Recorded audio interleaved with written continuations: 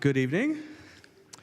On behalf of the members and friends of Countryside Community Church, I would like to extend a warm welcome to all of you who are physically present with us in the sanctuary here at Countryside Church tonight, as well as those of you who are joining us remotely on the internet, and also those of you in the future who will be listening to this as a broadcast on KIOS.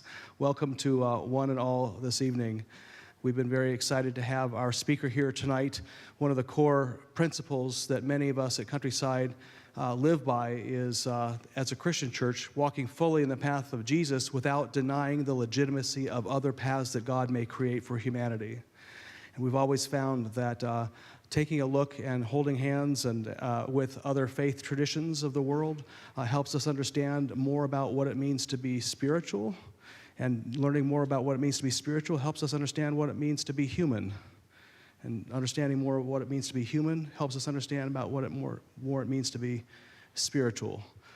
And that commitment has led to a lot of years of interfaith dialogue and most recently to our commitment to become the Christian partner of Omaha's Tri-Faith Initiative. So enjoy the sanctuary while you can. A couple of years from now, we'll be located 6 minutes west of here at the Tri-Faith campus at 132nd and Pacific. We're just in the last 10% of our $27 million campaign. So tonight we take credit cards, Visa, MasterCards. But we're very excited to be a part of that initiative as well. For those of you who may be new here, just if you need to use the restrooms, they're just simply out to the left and make another left, and you'll find them. And any of you who might have something in your pocket that looks remotely like this, if you wouldn't mind either turning it off or to stun or vibrate or however you do it so it does not interrupt our speaker, we'd appreciate that this evening. Without further ado, I'd like to invite up Kelly Keller, our director for the Center for Faith Studies, who will introduce our speaker. Thank you, and thank you for braving the rain, and if any of you saw that tornado, coming here anyway. So thank you so much for being here this evening to help us kick off our 2016 season for the Center for Faith Studies. The Center for Faith Studies has been around for 12 years this August, and I'm delighted to be able to work at Countryside and to continue to bring interesting people like Roger Gabriel and the other speakers that we've had over the years, all on a variety of topics. But as Eric said, it's all about finding the soul and the spiritual and our role in this world.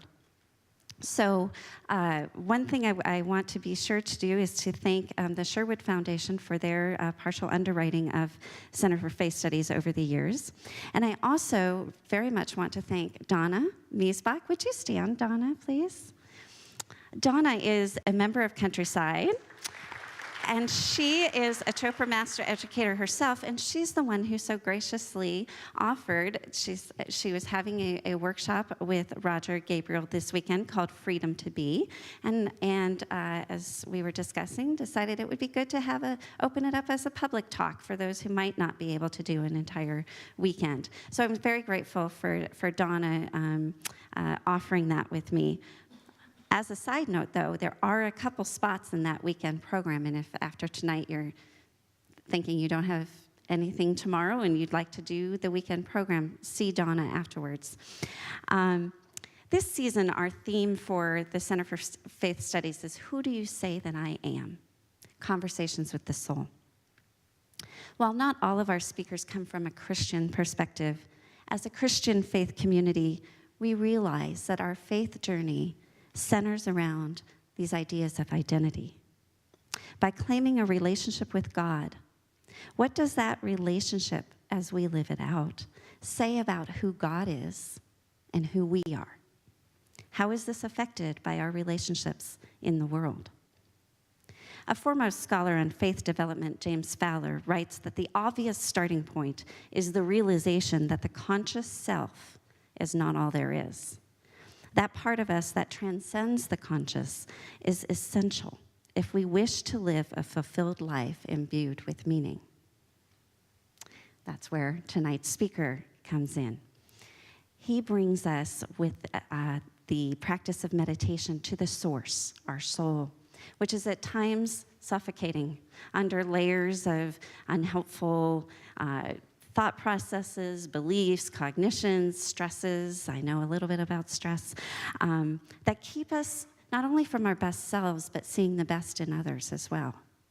And it's only by kind of peeling away those layers and coming back to our best selves that we can best fulfill our promise to the world. So tonight we have Roger Gabriel, born in Liverpool, England. I'm going to read this so I don't mess this up. He spent his formative years in the United Kingdom, and that will become obvious as well, where he first learned meditation and trained to be a meditation teacher under Maharishi Mahesh Yogi. After moving to the United States, Roger began studying Ayurveda, the ancient Indian system of healthcare. In 1985, while helping to establish centers for Ayurveda and meditation, he met and became friends with Deepak Chopra. Since then, Roger has assisted Deepak with numerous training programs, seminars, and workshops, taught thousands of people on all continents to meditate, and assisted in training hundreds to be teachers of meditation.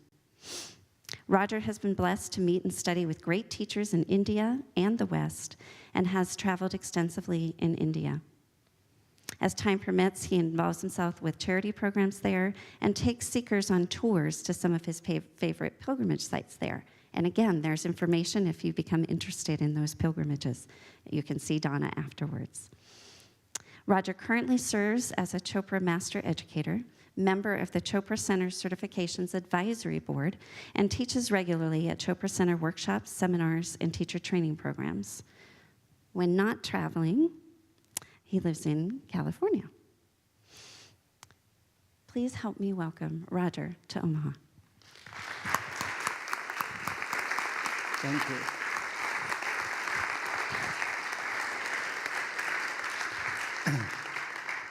Thank you and welcome, and thank you for coming on a rainy night. I was saying to Kelly, I said, if this event had been in California and it had been raining like this, there would be nobody here.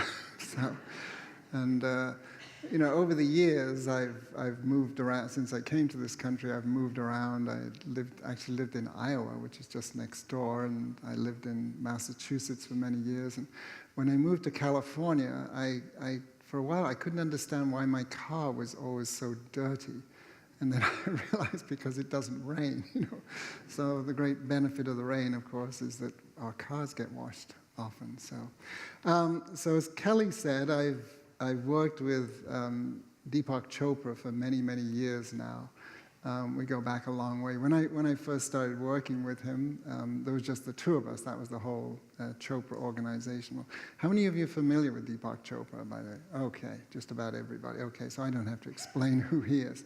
So back in those days, there were just the two of us, you know, when he embarked on his journey, his spiritual journey. And now, of course, it's a big organization. They have over 100 people on staff, and they have a worldwide reach through the online programs of over 5 million people now, so it's huge. But you know, basically Deepak and I are still doing the same things that we've always done, which is just to have fun, play in spirituality. That's really what we do, because that's really what sort of keeps us alive and keeps all of us alive. And you know, we live in a world where there are all sorts of, you know, challenges and problems and things like that. And But you know, I was thinking about it. I mean, even though there is a lot of stuff going on in the world, there's a lot of what we call tragedy going on in the world. I mean, when you look back into history, I mean, this isn't really that bad compared to some of the periods that went before us. So my feeling is, and maybe I'm just being optimistic, my feeling is everything is moving in the right direction, in a positive direction. But you know, we do run into these hiccups every so often, but you know, we just have to have a little patience, and we have to have faith, of course. Faith is a very important part of our spiritual journey to carry us through this. Anyway, tonight I was asked to talk about Dharma. Dharma is our purpose in life, and also on how this manifests from the book that Deepak Chopra wrote, The 7 Spiritual Laws of Success. He wrote this book, or published the book, in 1994, so over 20 years ago now. And it's just a small book, those of you who are familiar with it, but it's really, in my opinion, it's his most powerful book, because, you know, it really sort of he captures so much in this little book, and it's very practical and simple. Those of you who've read his books, I mean, some of them, they're a little difficult to get through. Whereas the Seven Spiritual Laws is a very simple book, and it's really been the one that's lasted. His other books have been bestsellers and come and gone, but this one still continues to sell regularly everywhere, and it's the one that I recommend to anyone who's interested in learning more about Deepak's work. And so if that's something that you've heard of him, but you've never read any books, but you think you'd like to know a little bit more about his teachings, then that's the book where I would suggest we start. And so let me just sort of introduce it a little bit. There we go. Okay. So what these 7 laws are the practical guidelines for success in all areas of our life. So what these do is they tap into the laws of nature. Everything in creation, of course, moves, through the laws of nature. That's how the whole universe evolves and grows and everything. So really what these laws are is a reflection of those laws of nature and how they manifest in our lives. It's the divine, if you like, manifesting into who we are, because we are, of course, all divine beings at that deepest level, even though, we might not think we are all the time, but that's really who we are. And so this is what we're talking about here. Okay. So the whole universe really is a reflection of our consciousness. In the spiritual traditions that I come from, we believe that consciousness is primary and matter is secondary. So there is this absolute state of being or pure consciousness. And these are terms I use. If you prefer to, use the word God or the divine or the creator, that's perfectly fine. So don't get sort of stuck with terminology and things like that. But underlying everything is, what we call pure consciousness, and this pure consciousness manifests through us as human beings. And so really, we are a reflection of the universe, and the universe is a reflection of us. So it's not really the universe, it's your universe. And so I tell people that if you don't like what's going on in your life, you don't like what's going on in the world, then ask yourself, what can I do to change this? What can I do to change myself? And by changing myself, how can I change the universe? It's like if you're watching a movie on television and you don't like the movie, and you're sitting there grumbling about the movie, going, "Oh, this movie's awful. Oh, it's terrible. Why do I have to sit there and put up with this movie?" When what's happened is you've forgotten that the remote is under the cushion that you're sitting on. And really, for most of us, that's our life. If we want to do something, if we don't like the world that we live in, if we don't like this, what's going on, then ask ourselves, what can I do? Because everything that's going on around us in the world today, whether it's terrorist attack, whether it's famine, whether it's whatever, it's a result of the collective consciousness. We've got this whole big, election thing going on in the country, and I'm not going to get into politics, but whoever wins, whether it's Donald Trump or Hillary Clinton, whoever wins and becomes president will be a reflection of the collective consciousness of the country. So if we want to change anything, then we have to raise our own level of consciousness. And when we raise our level of consciousness, then we can start to shift things. And the good news is that everybody doesn't have to raise their level of consciousness, but we have to get to a certain level. So Deepak Chopra has this great plan. He said we need to get 1 billion people practicing meditation or at least doing spiritual practices. They don't have to be practicing a formal meditation, but what you do. You come to church, you practice your spiritual programs. But we need to get 1 billion people doing that. Now, it sounds like a lot of people, but that's about 15% of the population of the planet. So it's not really a lot when you think about 15%. So we don't have to get everybody, practicing these things, but we do need to get enough. Because when we get enough people moving in one direction, then it creates what's known as a critical mass. And when you reach the critical mass, then everything switches instantaneously. And this is a law of physics. It's like the 100th monkey, but we think we probably need more than 1%, about 15%. So when we get to that number, then everything will change. So we get to sort of almost the last person to make the billionth person, and that person says, "Oh, I'm going to learn to meditate," or "I'm going to start praying," or whatever it might be, and everything shifts. Those terrorists are walking around with their guns and stuff, and all of a sudden they go, oh, praise the Lord, namaste, blessings, It'll happen just like that. But it's up to each of us. We have to take responsibility. We can't say, the government needs to do this, or, these people need to do that. We need to take responsibility. And we take responsibility by the quality of our own lives, what we do, how we face things and do that. So this is really what we're talking about. It's your universe. If you don't like it, then do something to change it. Okay. So ask yourself, what does being successful mean to you? Do you consider yourself a successful person, and has success brought you happiness? Nothing outside you can bring you happiness. I'll tell you that right now. Your basic nature is that you're happy. That's what you are. You're happy, joyful. But what happens is we're happy, and then we have a desire. And then we lose the happiness because now we have a desire. And until I fulfill that desire, until I get the new car or the perfect relationship or that job, I'm not happy. But then we get the job, we buy the car, whatever it is, and we go back into that state of happiness again, but we think that the happiness came from those things out there. It doesn't. Happiness is our ground state. So learn to enjoy the happiness that you already are. You can still enjoy all the other things, but don't go running around expecting anything out there to make you happy. The happiness is already within you. Just open yourself to that happiness and enjoy it. Okay, this thing's a little slow. There we go. So to be successful is to be joyful. That's really what success is. Success is to live that happiness. Happiness, to be joyful, to be blissful. This is really what it is. These are the boys, as Kelly said, I spend a lot of time in India. There's an ashram community that I belong to in India, and these are the boys. There's a school there, and the boys live there. It's a free school. Most of these boys are very poor, or some of them are orphans. And these boys, they're just so joyful and happy all the time. It's amazing because, they don't worry about, they don't read the news, they don't know what's going on and things like that. So they just live in that state of joy and happiness. This is the festival of Holi, where they plaster each other with colored powder and things like that. Okay.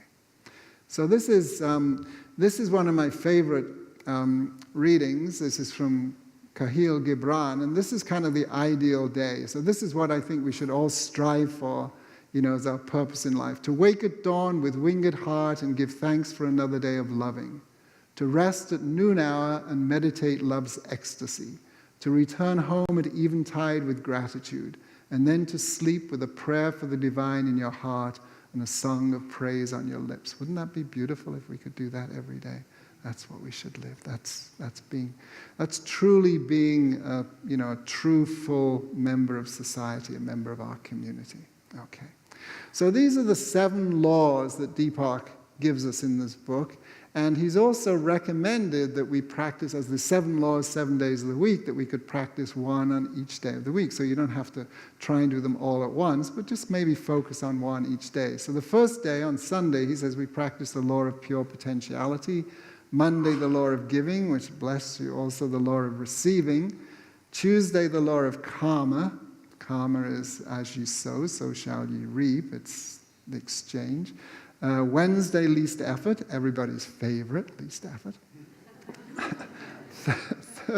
Thursday, intention and desire. Friday, detachment, probably the one that everyone has the most trouble with. And then Saturday, the law of Dharma, or purpose in life. So what I wanted to do this evening is to just touch on 2 of these laws. So the law of pure potentiality, because this, pure potentiality is when we open to that field of pure potentiality, that helps us to manifest our Dharma, our true purpose. So we'll talk about the law of pure potentiality, and then I'll talk about a little bit about Dharma, our purpose. So this law, in this law, Deepak says, our essence is pure consciousness. That's who we are. We are pure consciousness at our deepest level. This consciousness manifesting as who we are. Knowing who we are gives us the ability to fulfill our dreams. So whatever you want, it's there. We live in a world of infinite possibilities. Most of us live in limited possibilities. We live in a world of infinite possibilities. The only thing that prevents us from living in this world of infinite possibilities and having everything we want is our lack of imagination. Our doubts. We think we can't have it, and therefore we don't. So, somebody, I think it was Wayne Dyer, most of you have heard of Wayne Dyer, I think he said, it's not when I see it, I'll believe it, but when you believe it, you'll see it. It's like a little switch there. And then all our relationships are a reflection of our relationship with our own self. So everybody is connected at that deepest level. Everyone is connected. Okay. So the good news is that we're all already perfect. We're all perfectly happy, perfectly healthy, perfectly successful, all our desires instantly fulfilled, or if you believe in enlightenment, we're all enlightened. The bad news is we've forgotten it. And because we've forgotten it, we live these less than perfect lives. So our spiritual journey, whatever that might be, whatever faith or religion you follow, it's not really about learning anything. It's about remembering what's already there. And that's why our spiritual journey is really so simple, because you don't have to go to school and get all these degrees and study books forever. You can do, of course, if that's something that you enjoy, but we just have to remember who we are. And so this perfection is within all of us. And so at any moment, at any breath, we can step into that perfection. We can remember who we are, and we can be that person, and we can live that full life. It's there waiting for us. We don't have to, meditate for years or, go on pilgrimages although if you want to come to India on a pilgrimage with me, then that's fine. But we don't have to go on pilgrimages and do all these things. We just have to remember who we are. Okay. So why do we forget? Well, we forget because of stress, fatigue, toxins. And this comes from just the life that we live. We get an overload, we take on too much responsibility, we accumulate stress. If our desires are being fulfilled, we get frustrated, that blocks things. Threats to our happiness and security, just watching the news causes a lot of people stress, or, if you live in an area where there's a lot of crime, that does that. Poor lifestyle choices, this is, we have to be aware of what we put in our bodies, what we eat, that we get enough sleep, all of these things. These are all very important. We can't expect, just to happen without us taking some control of it. And then also toxic relationships. This is very important too. We can eat the best, healthiest organic food that's available. We can do our yoga every day. We can, go to church, and we can pray and meditate and do all these things.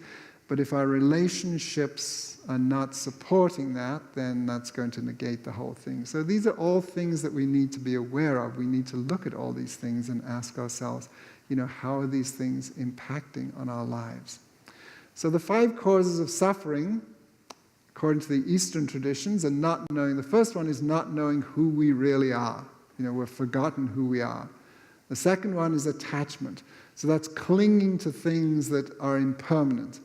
Everything in the relative world is impermanent, but we try and hold on to things. Whether it's a relationship, whether it's a job, whether it's a life. We get addicted to all of these things. Or aversion, which is the opposite, is trying to push away things that are around us. Or ego identification. This is all the roles that we play. We play hundreds of different roles in our lives, and we identify ourselves with that. That's who I am, where it's not. Those roles come and go. Somebody here, we could say, what's your name? He says, my name is Fred, I live here in Omaha, I have a 3-bedroom house, I have a Labrador dog, I have $50,000 in my checking account. Well, that could change completely tomorrow. He gets inspired by what I say tonight. He goes home and decides to change his name to Swami Hoo-Ha. He donates all his money to the church relocation fund. The dog runs away in disgust. It's completely different. So this is what happens when we identify with the ego. And then, of course, the big one, the fear of death. But all of these can be eliminated by knowing who we are. So all we have to do is come back to that first one. Who am I? Who am I? So ask yourself this question, who am I? That's all we need to know. So this is a very simple exercise. Do it right now. Just close your eyes right now. And move your awareness into your heart area, in the middle of your chest, your heart center. And then just ask yourself silently, who am I? And then just listen. So this isn't an intellectual process. Who am I? And listen to whatever comes. And if nothing comes, that's okay also. Who am I?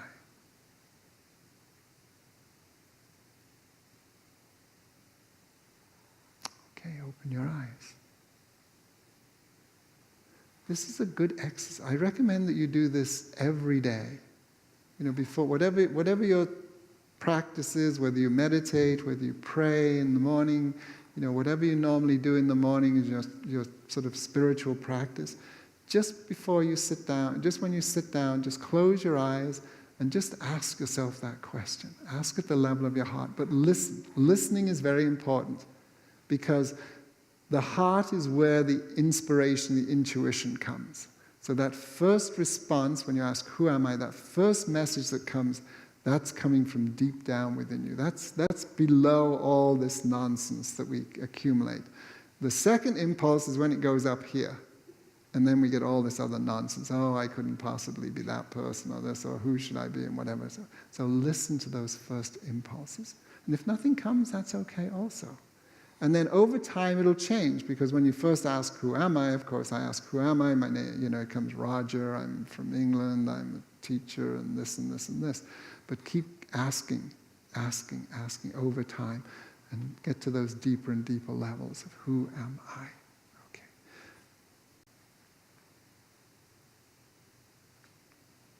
Okay. So I don't think we need to worry about this one. Okay. This is another one as well. For just 1 minute out of the day, with all the rest of your time, it would be best to try looking upon yourself more as God does, for he or she knows your true royal nature. God is never confused and can only see him or herself in you. That's from the poet Hafez. See yourself, see the divinity in yourself. So this is who we are. I am eternal, I am immortal, I am being, I am. I am. Here's another exercise. Close your eyes again. I want you to say silently, I am, and then follow it with your first name and your last name. So for me it would be, I am Roger Gabriel. So just I am, your first name, your last name.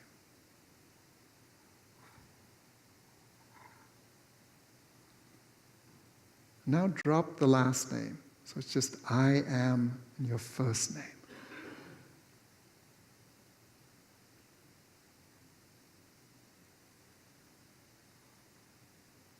Now drop the name completely, just silently repeating, I am. I am.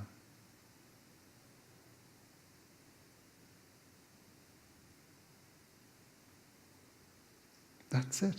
Open your eyes. This is it. All the rest of it is just all this stuff that we accumulate. We could have said I am, and it could have been thousands of different things. We choose our name because that's what we most identify with. Our first name and our last name is what we most identify with, but it's not really who you are. And your first name, that's bringing it even more closely, but we're letting it go. This is an Eastern tradition called neti. Not this, not this.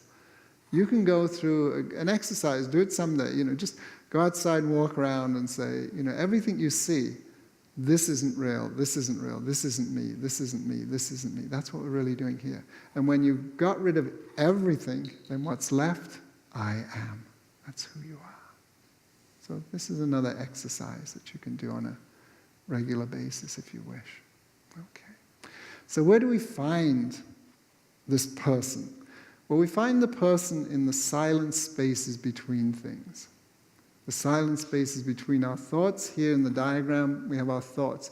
Between every thought you have, or every two thoughts you have, is a space, a gap. There has to be a space. If there wasn't a space between your thoughts, everything would be going on at the same time. Okay, and the space has two important qualities. One, it's silent. It has to be silent, otherwise it would be the next thought. And the second thing is a field of infinite possibilities, because between one thought and the next thought is the possibility for any other thought. Now, for most of us, our thoughts follow certain predictable patterns.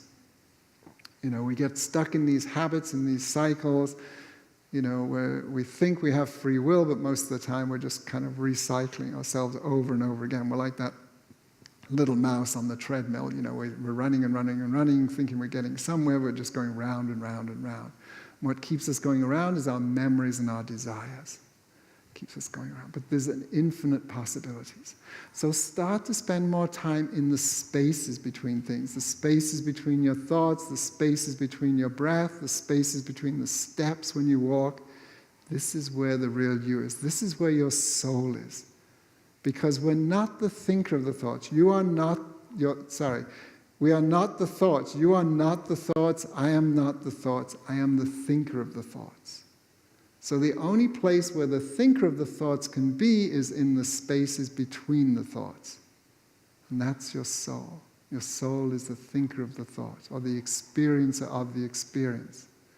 And so who we are at that deepest level is we are silence and we are infinite possibilities. That's who we are. That's who you are. That's what you all are. And all our relationships are a reflection of our relationship with ourselves. If you want to understand yourself, look at how you relate to other people. Okay. Here's a simple exercise. I need to check the time to make sure I get to Dharma before I finish, otherwise I'll get into trouble. Think of somebody you really admire. Okay. This can be somebody you know personally, it can be somebody famous, it can be somebody from history. Okay. And then what are the qualities that you really admire in that person? Not what the person did or does, but what are the qualities? You know, this person is courageous, this person is honest, this person is generous, this person is humorous, this person is humble. What are the qualities? Or if you can't think of a specific person, what are the qualities that you admire in people anyway? Okay. So you've got this mental list. It's usually good to have people write this down, because then they can't fudge it later. But anyway, you just remember it. Now do the opposite. Think of somebody you really don't like. This is the person you wouldn't want to be on vacation with, okay? And again, it can be somebody you know personally, somebody from history. What are the qualities that you don't like about that person? They're rude, they're obnoxious, they're mean, they cheat. What are the qualities that you don't like in people? Okay. Okay, so now you have two lists. If you jumble those lists together, guess who that is? It's you. That's why I say it's good to write it down, because then it's too late to kind of say, oh, I'll slip that one out of the list and that one out of the list. That's who we are. Because we all have all qualities. There's nothing that we don't have. The qualities that we admire in other people are the qualities we want more of in our lives. But the problem is we go running after people to give us those qualities. And so most of our relationships then get based on need. And needy relationships aren't very healthy. So whatever that list of the qualities you admire in other people, ask yourself, how can I be more like that? How can I be more generous? How can I be more loving? How can I be more humble? How can I be more whatever? Okay. And the list of the qualities that you don't like in other people, those are the qualities that you have, but you're denying that you have them. And because you're denying that you have them when you're faced with them in somebody else, it makes you feel uncomfortable, and so you reject that person. So learn to love that side of yourself. Doesn't mean to say you have to behave that way, but accept that that's you also. Because when you accept that that's you, then you don't get bounced around in your relationships, and you start to understand who you are. So learn from everyone you meet. If you're in the grocery store and you're walking through the grocery store doing you go around the corner, you see something, you say, wow, that person seems very nice. What is it that attracts you to that person? Or you turn the next corner, you see something, whoa, I'm not going down that aisle, What is it that made you feel uncomfortable in that way? This is a great way to learn about yourself. Okay. So applying this law of pure potentiality, take time every day to be silent. Silence is God's language. Learn to speak God's tongue. Okay. So whether it's prayer, whether it's meditation, well, even prayer is active, but do something silent. Spending time in nature, meditation, or silent prayer. Just do something to be silent.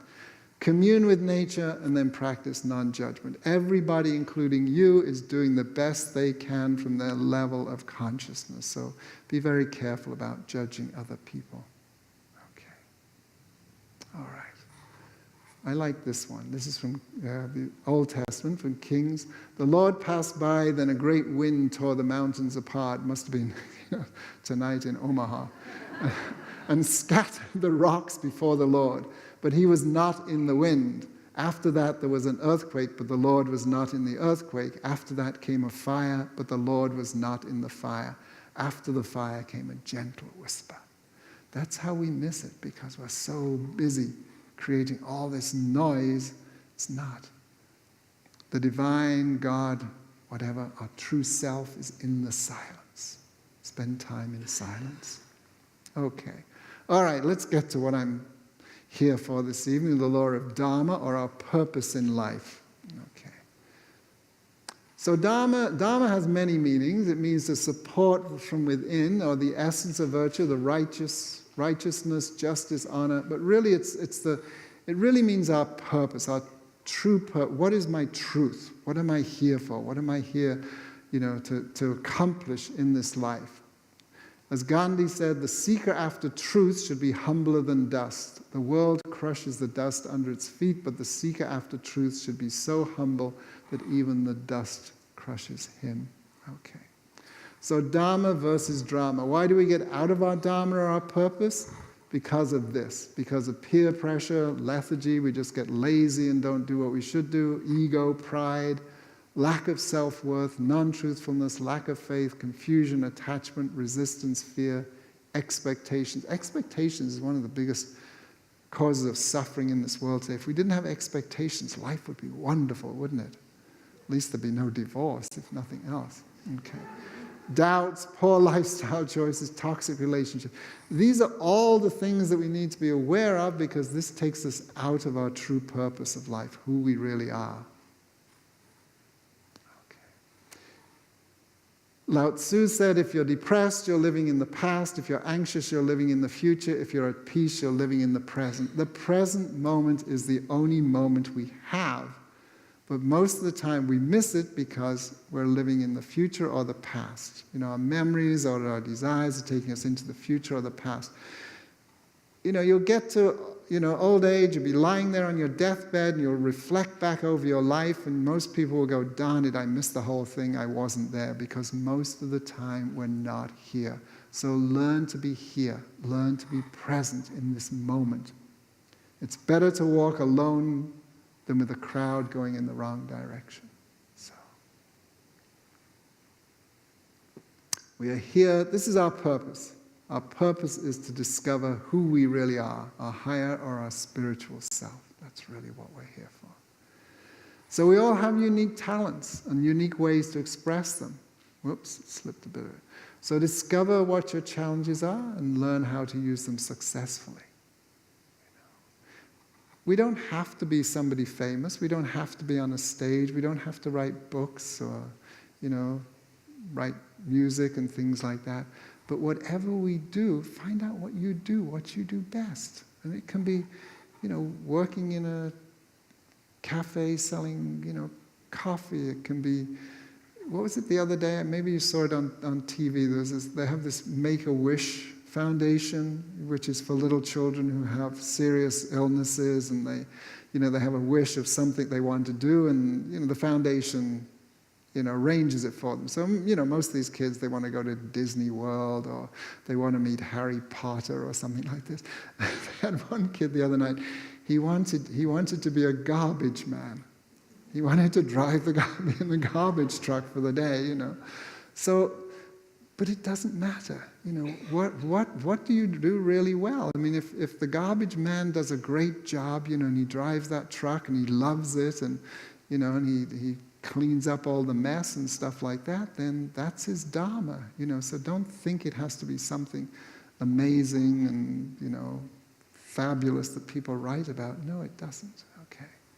So the highest Dharma is non-violence. This is very important. That, you know, if we're, and being non-violent doesn't just mean not going out and, you know, shooting somebody or beating them up. It's really, we have to be aware of what's going on in our mind as well. You know, and our speech and everything. So if you can't say, you know, you go to the grocery store and the checkout lady says, "Have a nice day," but if she's thinking, you know, "I wish you'd get out of my store, I'm sick and tired of you being here," then it doesn't work.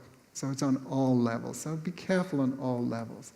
Serving others is a great way to find our Dharma. You know, what can I do? What is my purpose? How can I help? How can I serve? This is a very important part of it. The greatest dereliction of Dharma is to desert the helpless in their time of need. That's from the Bhagavad Gita, which is one of the major texts from the Vedic tradition of India. Okay. So when we're in Dharma, this is how we know. How do you know when you're in Dharma? Your actions are spontaneously correct. Remember, Dharma is truth. When we're functioning from truth, then everything automatically happens the way it's supposed to be. So we don't have to think about what we're doing because everything just flows. We're in that flow with the whole of creation. We automatically know what to do in any situation. We don't have to think about it. It's just spontaneously we act from that level. We're in harmony with the laws of nature. Our life is supported by everything around us. When we're in Dharma, it's almost as though I'm walking down the road and there's a carpet that's unrolling in front of me, and everything I could possibly want is there at exactly the right position as I walk along. That's when you're in Dharma. Everything just becomes totally perfect. We're in that flow. It's what the athletes refer to as being in the zone. Everything just flows perfectly for us. Okay. We are complete within ourselves. We can participate with other people, but we don't really need other people because everything we want is part of who we are. Remember, it's your universe. There's a phrase in Vedanta, in the Vedic tradition, aham brahmasmi, I am the universe. And this is a little empowerment exercise, and I use it all the time. Every time I catch my reflection, I see my eyes in a mirror, and it can be a mirror or a shop window or something like that. I just remember to say, aham brahmasmi. And if you don't like Sanskrit, which is what it is, say it in English. I am the universe. And, just see that. It's the soul reflecting back to itself. I am the universe. What can harm you? What's to be afraid of if you're the universe? What don't I know if I'm the universe? What can't I do if I'm the universe? It's a very, very empowering technique. Do it every morning when you get up. You go in the bathroom, you look in the mirror, look in your eyes. Well, maybe not when you first get up, maybe it's a little, after you've kind of woken up, then just look in your eyes in the mirror and say, I am the universe, I am the totality. It sets you up for the day. Okay. Life becomes effortless. This is it. Life shouldn't be a struggle. Yes, there'll be the ups and downs, the bumps in the road, but overall life should be effortless. And if it's not, ask yourself what you can change. Joy is a very important part of our life, especially our spiritual journey. If there isn't joy in your life, if there isn't joy in your spiritual practice, then change it. If your spiritual practice is dry and boring, then stop doing it. I taught thousands and thousands, tens of thousands, I don't know how many thousands, I lost count after 5, of people to meditate and train thousands of teachers. And I tell all of these students at the end of the course, I said, this is what you've got. Meditation is a great gift, and it can last you your whole life. But I say, but if you find at some point that it's dry and boring, then you have my permission to stop doing it and find something else. Don't not do anything, but find something else. So keep that word joy. Joy is not dependent on anything else. Joy is just that feeling of wonder, magnificence, beauty that wells up from inside yourself, and that should be in our life. Yes, there'll be the good days and the bad days, but overall, is there joy in your life? Is there joy in your spirituality? Okay. So everyone, this is from my first guru, who is Maharishi Mahesh Yogi, everyone has the birthright to enjoy abiding peace and unbounded joy, which is the essential nature of our soul. This is who we are. Everybody already possesses the capacity of enjoying because it's already there in the recesses of everyone's heart. Nothing from outside can stop us from enjoying lasting peace and permanent joy for life. That's the essential nature of the soul. The doors of Sat Chit Anand, which means pure bliss consciousness, are wide open for one and all. We just have to step through. Our spiritual practice brings us to the door. Love is what allows us to step through. So we're there. Just step through. Enjoy it. Okay. So how do we apply the law?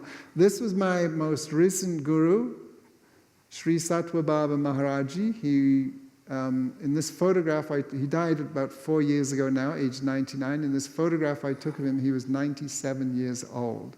The most amazing human being I've ever met, and he lived all of these things. So applying the law, I will be awake to the energies within me by identifying the archetypes with which I resonate. We all have archetypes, archetypal energy. This is some people are more the earthy type of person, some people are more the crusaders, the warriors, go out and do things, other people are more sort of nurturing and things like that. Recognize what your archetype is. They're all different. Recognize that, and then start to culture those energies within yourself. And maybe, if you want to identify with, people from mythological times, Greek mythology, Roman mythology, Indian mythology, whatever, if that helps, you can do that. Or sometimes it can be, things in nature. The Native Americans, of course, identify with the archetypal energies in animals and birds and things like that. Identify with that and culture that, because that's, of course, who you are. I will make a list of my talents and the things I love to do. Items on both lists are clues to my Dharma. This is a very good exercise I would recommend you do. And it's also a very good exercise if you're applying for a job. Make a list of all the things that you're good at. And then make another list of all the things you love to do, because you don't necessarily love all the things that you're good at, So make these two lists and then see where they intersect, where things are on both lists, because that's your Dharma, that's your purpose, that's what you should move to. So if you're applying for a job, or you need to get a job, maybe you're looking for a job, make these two lists and then say, okay, what type of job fits those things where they're on both lists and something like that. But this is a clue to your Dharma. And then I'll ask, how can I serve? This is very important. How can I serve? First, of course, we serve ourselves. We all want, if we're on a spiritual path, we all want to be selfless, But in order to be selfless, you have to be a little selfish, because you have to take care of yourself first. In California, in San Diego, where I live, we have the Copra Center, and people come there and spend a week or more there going through programs. We teach them meditation, we teach them Ayurvedic lifestyle, diet, we teach them emotional work and things like that. They go through massages, purification processes. It's a rejuvenation, detox sort of thing. And so many people come there who've been helping other people. Maybe they're professional caregivers, or maybe they were forced in a situation to be a caregiver for some family member who got sick. And, they're just in a terrible state, physically, emotionally, or whatever. It's because they forgot to take care of themselves. See, we only have a certain amount of love and light and energy within ourselves. And if we give from that, eventually we drain the batteries. So what we need to do is we need to tap into the divine love, the divine light, the divine energy, the cosmic light, love, energy. And we need to bring that through us and radiate that. So we do that by taking time for ourselves. You know, what we've talked about earlier, spending time in nature, communing with nature, realigning ourselves with nature. Meditation, prayer, whatever it is that works for you. So don't forget to take care of yourself. Even though you want to spend time taking care of other people, you have to fill your own batteries. You know, the cup has to be full to overflow. You've all heard that saying. It's so true, particularly in our own case. So yes, serve, but serve yourself. So ask yourself, how can I serve myself? But also, what am I doing that doesn't serve me? This is a very important thing. You know, take a look at your lifestyle and say, what am I doing that's not serving me? And what can I do that does serve me? And how can I then use that to serve everyone else around me? Okay. So, it's a Chinese proverb, if there is light in the soul, there will be beauty in the person. If there is beauty in the person, there will be harmony in the home. If there's harmony in the home, there will be order in the nation. If there is order in the nation, there will be peace in the world. This is what I started with. You know, it's all up to us. The world is a collection of individuals. We're all part of that. We're all these little individual aspects that all come together to create the world. We start by taking care of ourselves, then we can change the world. Thank you.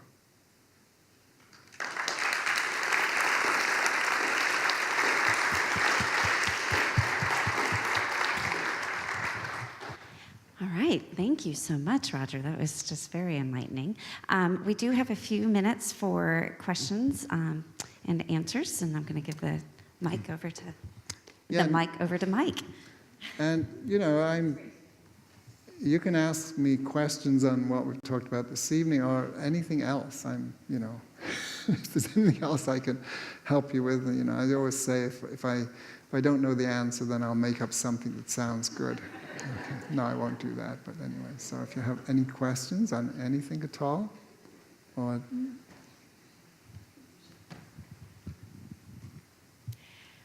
Thank you for the talk. It was wonderful. How do you describe the word consciousness? Consciousness, I mean, the simple way to describe it is awareness. Consciousness, awareness, they're both the same. So it's really, you know, we've heard about enlightened beings or highly evolved beings. The only difference between the average person and somebody who we would think of as highly evolved or enlightened is their level of awareness or their level of consciousness. Most of us have very limited awareness. A person who is highly evolved or highly advanced in higher states of consciousness or awareness, they're aware of everything. That's the difference. So it's the degree of our awareness. That's probably an easier way. It's consciousness, awareness. They both basically mean the same thing.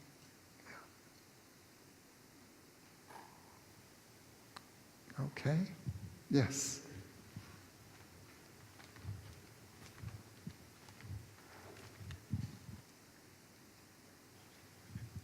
Yeah, it seems like your focus is much on being.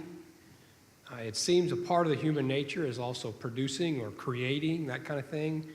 Tell me a little bit about how that plays into one's true self and spiritual nature. Well, I mean, the first thing is you have to remember that we are human beings and not human doings.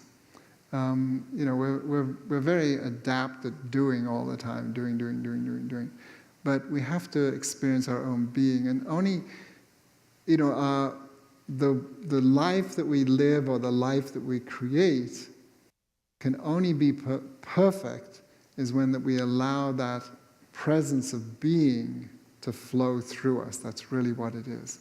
You know, right now, while you don't have to close your eyes this time, but right now, while you're listening to me, while you're watching me, you know, ask yourself who is listening, who is watching. I mean, there's somebody there. There's somebody there behind all the noise and stuff like that. There's somebody who's watching. This is your being. This is the witness, the silent witness. And that's what we need to access. That's what we need to bring into our lives. So instead of being totally consumed and involved in what we're doing that we become more the witness of our actions. As I said, we play all these roles, but that's not who I am. Like let's say I'm playing Hamlet. I'm playing Hamlet on the stage, and the play is over. You all get up and start to leave, and I'm strutting around in my Hamlet costume saying, hey, how dare you leave? I'm Hamlet, Prince of Denmark. It sounds ridiculous, but that's what we do. How dare this life end? How dare this job end? How dare this relationship end? Whatever it might be. But when we realize that who we are is something much deeper than that, then we can enjoy all the roles. I can enjoy playing Hamlet. I can enjoy the drama and the passion, the good scenes, the bad scenes. But I know when the play is over that, I'm going to go out to dinner with my friends. Next week I'm going to rehearse for some other play, whatever it might be. So yes, we should enjoy our lives. We should enjoy all this. This is a fabulous universe that we've created, and we co-create. So you created your universe, I create my universe, and when we come together, we co-create together. So your universe is slightly different than mine. You see it slightly differently than I do and everyone else, but we kind of co-create so we can function together. So it's a wonderful thing that we've created, and we should enjoy it, but we shouldn't get overwhelmed by it. So we have to have that kind of step back slightly, that we know, so that I can play my part. You see, you're here playing this part. This is like a play that we're in. You can enjoy it, but know that that isn't really you, that who you are is something at a much deeper level. Does that answer the question? More or less. A little bit. Okay. Yes.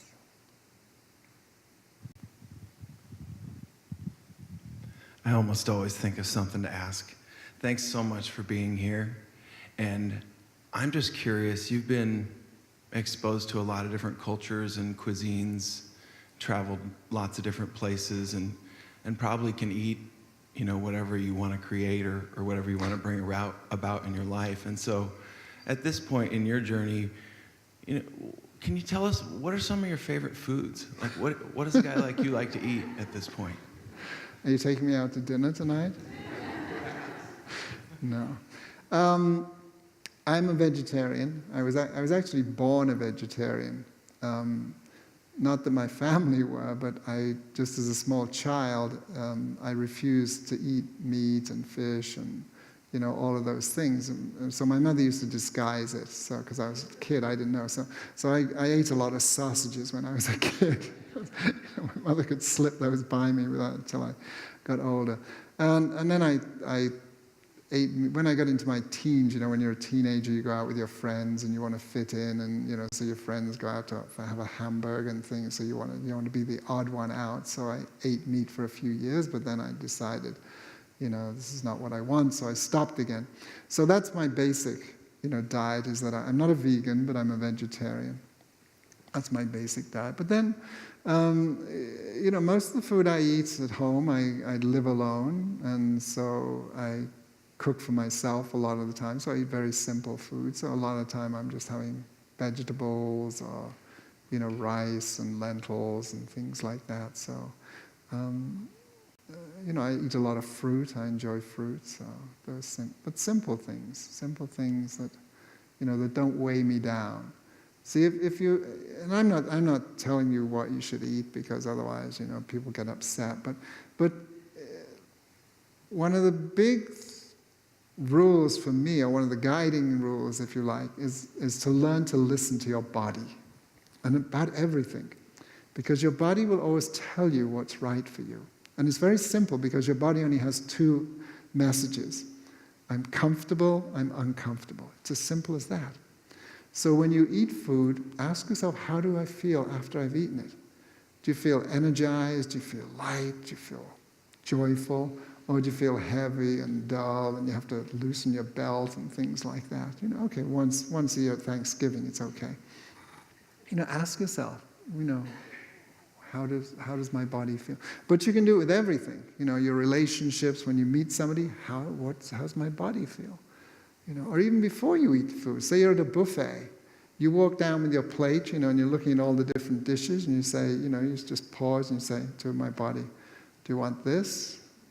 Do I want this? Right. you'll feel some reaction, moo, or whatever it might be. So listen to your body. Yes.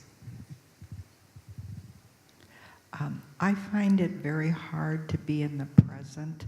My life's work as a nurse and a daughter and a mother and a grandmother and all of the hats that I wore, I've always had to anticipate everything in life, and a wife, I think I said that. But it's really hard to be in the present. Can you help me get there a little bit more often? Well, the first thing to know is the only way you can successfully plan for the future is by being in the present. Because if you're always in the future or in the past, then you're always in the drama. So you have to be in the present. And the simplest tool for being in the present is your breath. Your breath is always in the present. Your breath is never in the future or the past. It's only in the present. So whenever you feel yourself getting scattered, you want to just center yourself, just bring your awareness onto your breath. Just breathe. You don't have to, doesn't have to be any exotic breathing technique or anything like that. But just breathe and just be aware of your breath. Just be aware of your breath flowing in and out. Just be with your breath. It'll center yourself very quickly. There's another technique, this is a Tibetan technique for centering ourselves and keeping us in the present. You see, we have a physical body, but we also have an energetic body, or subtle bodies. Collectively it's called the aura, this energy field around. And you can feel it. Do this with your hands right now. And as you move your hands, bring them close, at some point you'll feel some change. It could be a change in temperature, it could be a change in pressure or something like that. You feel something? This is the energy field that surrounds us. If you can't feel anything, it's okay. Maybe it's because your field is so big that you can't get to the edges of it. Okay. This is a simple technique, because when everything that happens to our physical body first happens in the subtle body, whether it's physical, emotional, mental, spiritual, it all happens this. So it's very important that the energy field is aligned with the physical body. Because when we go out of balance, out of harmony, then it kind of shifts, a little bit this way or a little bit that way, forwards or back. Or it can actually rotate. And in the cases of severe problem, when a person is completely out of control, it can mean that their energy field is upside down in relation to the physical field. But anyway, here's a simple technique, and you can do it standing or you can do it sitting, is you start off, one hand is at the, around the navel area, and so the fingers are pointing up as much as is comfortable. I mean, don't dislocate your wrist or anything like that. The palm is to the center, okay, so one is there. The other arm is straight up. Again, the fingers are pointing up, and the palm to the center. You breathe in. As you exhale, bring your palms together in front of your heart center, your chest. And again, you can alternate the arms, or you can use the same arms. One goes up, breathing in, exhale, down to the middle. And do that 3 times.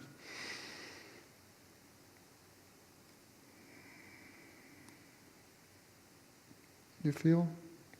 It helps to center this. Or even if, any time you feel yourself a little bit out of balance, just do this. Just 3 times is enough.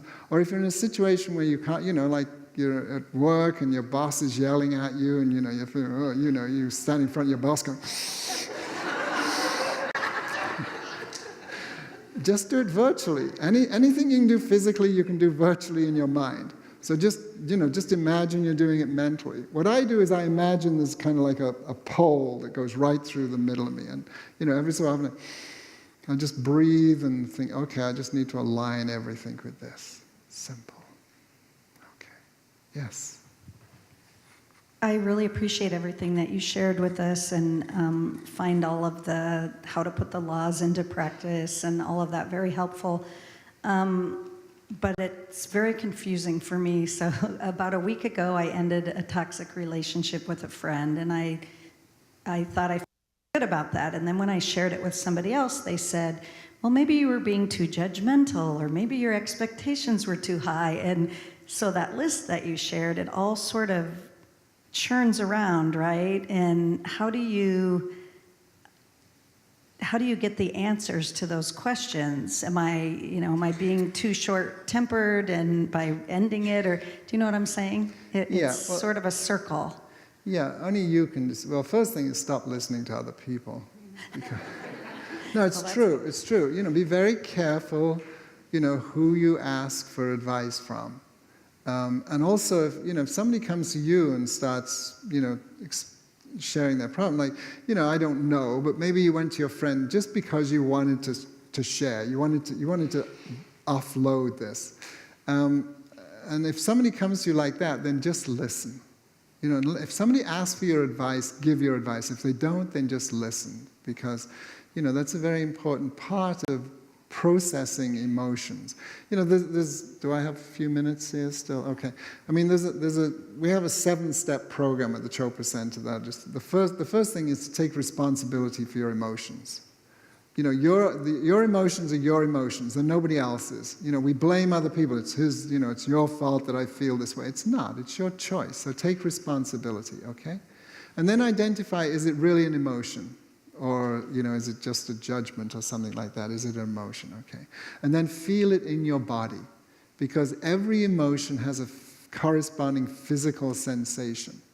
And most of the time we can't deal with emotions on the level of emotion. It's like the classic, I Love Lucy, where Ricky comes and says, Lucy, why are you so upset? I don't know why I'm upset, I'm just upset. We don't most of the time. But we can feel it in the body. So whatever the emotions you have or you're going through, where are you feeling that in your body? Because when we incur stress, that stress, we experience it as an experience, a sensation in our body, and that is the stress locking itself in the physical body, okay? So where are you feeling that in your body? Because we can deal with it there. And then how can we release it? We can't release an emotion on the level of the emotion. But we can release it in the physical body. So then do something to release it physically. So there's different things you can do. One is you can journal, you can write about it if that's what you do. Or you can do something physical to release it. Just like going for a power walk. Or, use your breath again. The breath is very powerful because the breath purifies the body, but it also re-energizes the body. Because when you're in an emotional situation, you always feel exhausted. So use your breath. So let's say you got angry with somebody and you feel that here, So just release that. Do some power breathing. I do that. I'm a pretty calm person, but driving on the freeway always seems to get to me, You're having a great day, you're driving along, somebody cuts in front of me, you get, now what do a lot of people do? They hold on to that. They go to work, wherever it is they're going, they get there and say, there's all these idiots on the freeway, this guy nearly killed me. Then he goes to lunch, he gets indigestion because he's got this. Who's the idiot? He's the idiot. So, you can do this. I'm driving down the freeway, somebody cuts in front of me, I feel, I feel, okay. Have a nice day. It's gone right there. So do something physical. But also sharing. Find somebody to share with. It's very important. But, ask them, say, look, I just want to explain how I'm feeling. Now, if you can share with the other party, the other person who is involved, then, of course, that will create a good, long relationship. But if that's not possible, if the other person is going to be negative or, it's just going to get into another fight, then, of course, don't go there. But find somebody to share. And if you don't have anyone to share with, buy a dog. Dogs are great, Not a cat. The cat will get bored and walk away. But the dog will sit there for hours. So. And then when you've done all this, then celebrate. Do something to reward yourself, rejuvenate. But, it's a simple process. But emotional, it's hard to work with. It's like layers. You say, have you dealt with this situation? You go, yeah, I've dealt with it. And then, they switch on the radio and this song comes on. Oh, no, not that again. Forgiveness is a very important part, though. You have to forgive. Whether it's forgiving the other person for what that person did, or forgiving yourself for what you did, because if you don't forgive, the only person who suffers is you. Okay, you have to forgive.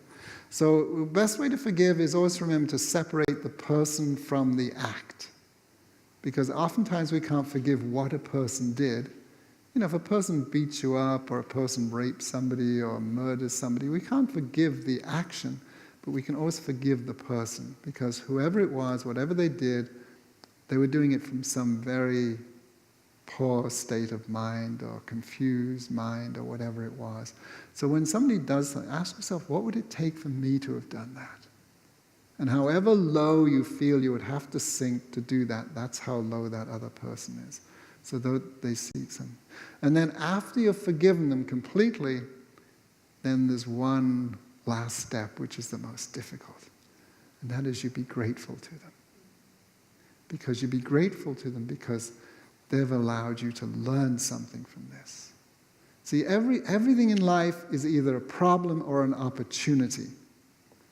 If you see everything in life as a series of problems, then you're not making any progress. You're not growing at all.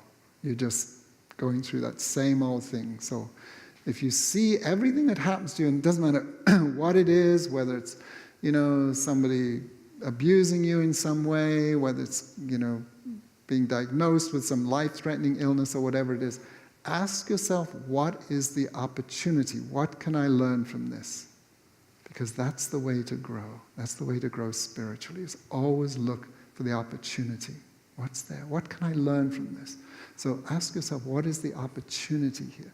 So forgive this other person, and also this person who criticized you. Forgive that person, because you obviously hold some animosity to that person as well. So forgive that person too.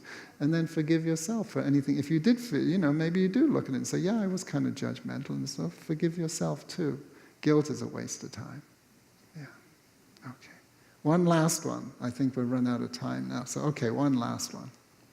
Otherwise, they'll never invite me back I'm again. thinking about how you started with rising the collective consciousness. And then I'm thinking about your friend, your teacher, that died at 99. And my question is, do you think that his consciousness is still contributing to that collective consciousness? And if so, is that part of our purpose?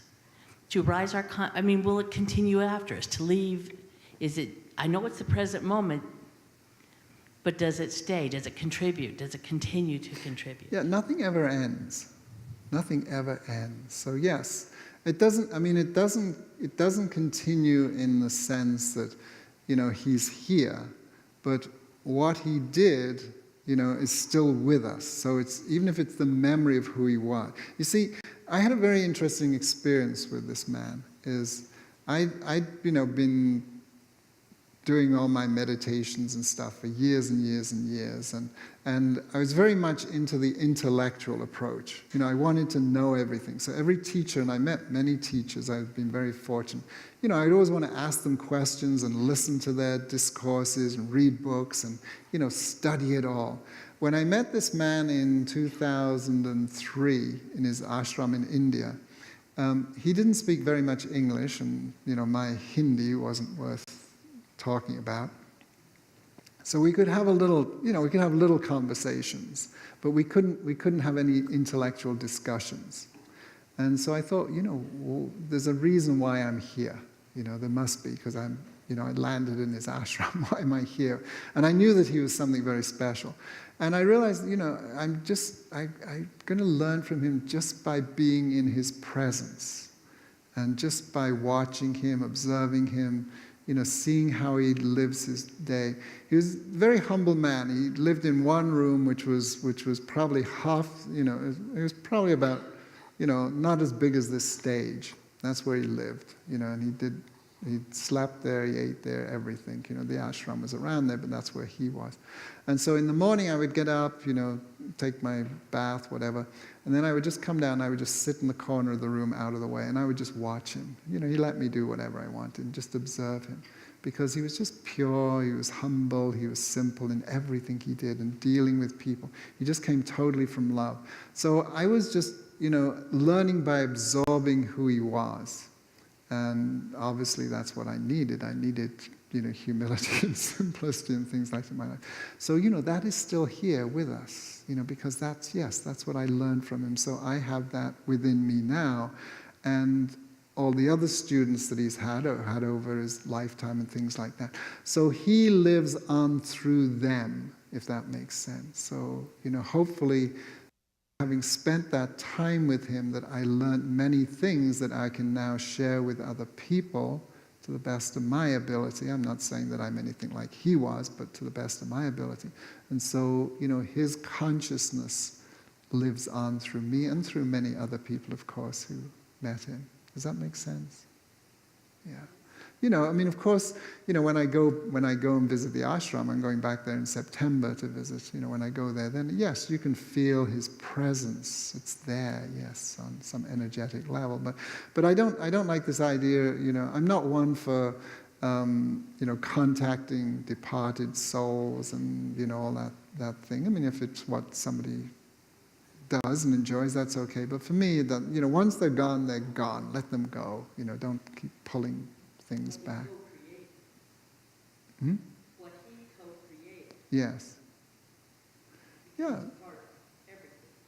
Yeah, I mean, it's there. It's still there, yes. It's still there. It never goes, nothing ever goes away. It's always there. Everything is always with us. Okay. I think I probably outstayed my welcome. That was, Thank you. you couldn't possibly overstay a welcome. Thank you so much. Roger Gabriel, everyone, this was fabulous. Thank you. And in fact, that last question, I was thinking of one of my favorite scripture passages, which is the cloud of witnesses, when we're surrounded by the cloud of witnesses that inspire us to move on, and that, we all have whoever is in that cloud for us that moves us on in our journey, in our spiritual journey. So it's very touching to hear of some of your cloud as well.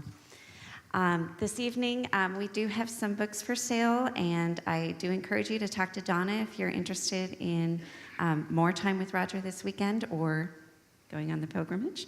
We have coffee and water and cookies. I do ask you we had little white evaluation cards in the programs. It really helps us to get those cards back. And if you're not currently on our email list, you can give us your email and we can update you on things that are to come. And the evaluation cards, you can leave them in the back two baskets there. But I just really encourage you to stick around a little bit and enjoy some coffee and cookies and time together. And thank you again so much for being here tonight. And thank you, Roger. Thank you.